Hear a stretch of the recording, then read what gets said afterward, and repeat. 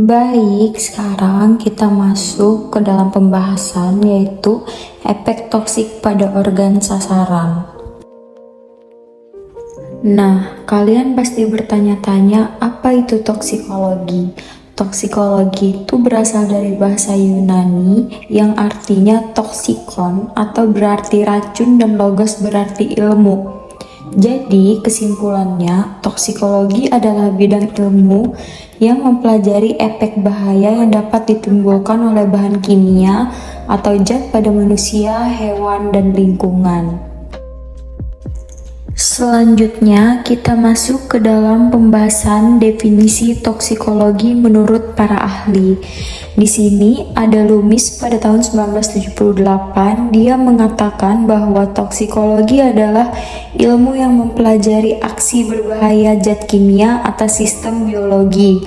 Kemudian ada Nelwan pada tahun 2010, dia mengemukakan bahwa toksikologi adalah ilmu yang mempelajari efek-efek yang merugikan dari suatu zat. Selanjutnya ada Dupuis pada tahun 1980, ia menyatakan bahwa toksikologi adalah ilmu yang mempelajari senyawa beracun di alam dan lingkungan. Adapun istilah-istilah yang sering digunakan di dalam toksikologi. Nah, yang pertama itu ada xenobiotika, yaitu zat asing yang masuk ke dalam tubuh. Kemudian ada toksikan, yaitu segala jenis bahan yang dapat memberikan efek yang merugikan. Kemudian ada toksin. Toksin adalah zat beracun. Kemudian ada toksisitas, itu adalah kapasitas toksin tadi. Kemudian ada dosis, yaitu jumlah toksikan yang masuk ke dalam tubuh.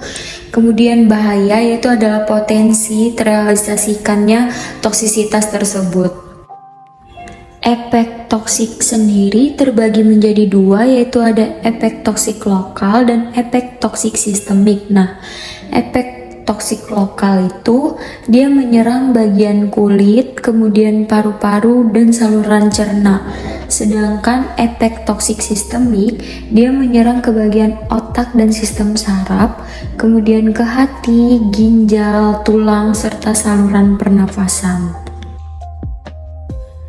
Adapun tingkatan toksisitas yaitu di sini ada kronik, subakut, akut, letal dan subletal. Nah, kronik itu di mana terjadi dalam waktu lama, kemudian subakut terjadi dalam waktu sedang, dan akut terjadi dalam waktu cepat.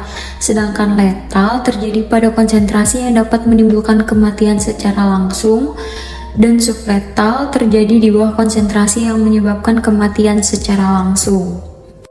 Jadi, bisa disimpulkan dari tingkatan-tingkatan tadi bahwa subletal itu adalah toksisitas paling tinggi, kemudian kronik adalah toksisitas yang paling rendah.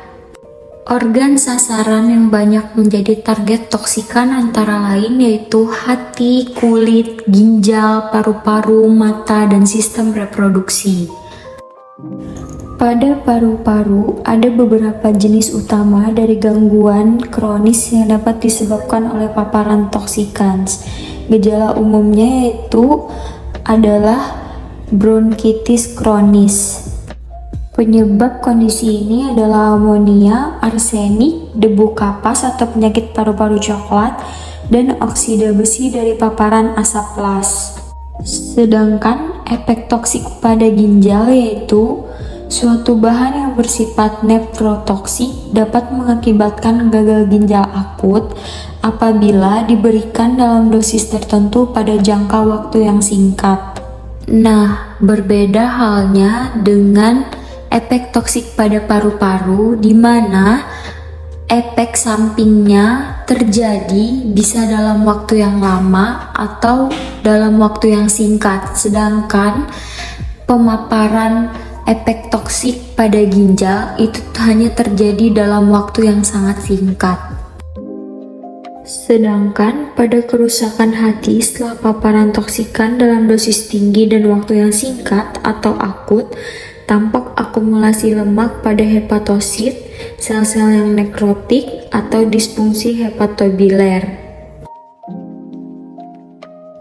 Pada keracunan akut, kerusakan jantung dapat terjadi dengan dua cara. Yang pertama yaitu kerja langsung pada otot jantung atau sistem hantaran jantung. Misal efek hidrokarbon halogen pada jantung. Kemudian yang kedua, akibat hipoksia jaringan atau karbon monoksida, hidrogen disulfida, hidrogen sianida. Efek toksik pada kulit yang sering kita dapati adalah iritasi. Iritasi adalah suatu kondisi pada kulit yang muncul akibat kontak kulit dengan bahan kimia tertentu. Setelah beberapa waktu, kulit akan mengering, terasa nyeri, mengalami perdarahan dan pecah-pecah. Kemudian, penyakit kulit akibat sensitivitas tinggi terhadap bahan kimia, gejalanya antara lain gatal-gatal, bengkak, dan melepuh.